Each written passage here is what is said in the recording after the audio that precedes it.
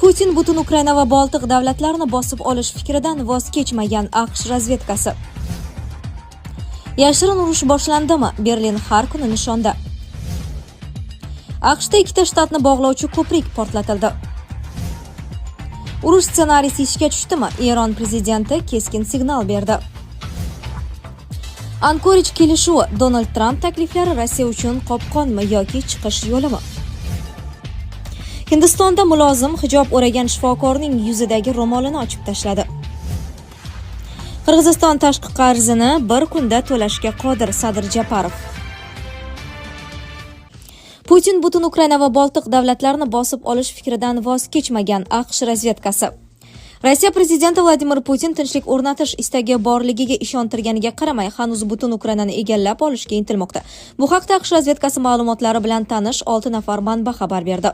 Manbalarga ko'ra, Putin ilgari SSR tarkibida bo'lgan Latviya, Litva va Estoniya kabi Yevropa davlatlariga nisbatan da'volarga ega bo'lishi mumkin. AQSh razvedkasining so'nggi hisoboti sentyabr oyi oxiriga taalluqli.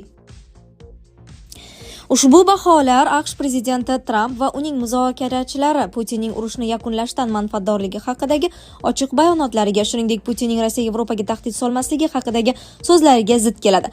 AQSh razvedkasi xulosalari ko'p jihatdan Yevropa maxsus xizmatlari baholariga mos.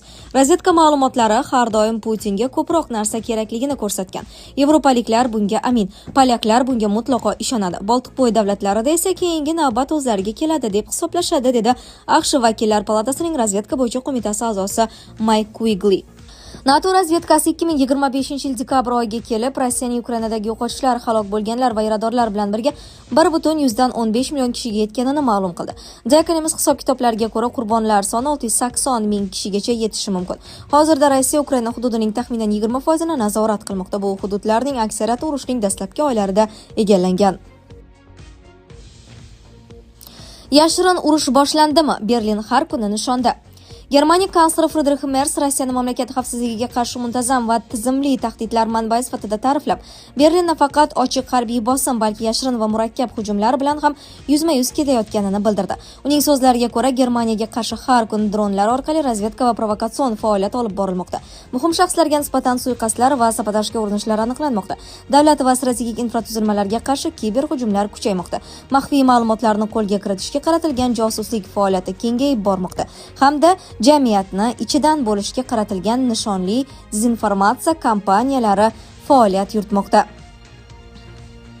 Merz bularning barchasini Germaniya va uning ittifoqchilarini zaiflashtirish, siyosiy qarorlar qabul qilish jarayoniga bosim o'tkazish hamda jamoatchilik ishonchini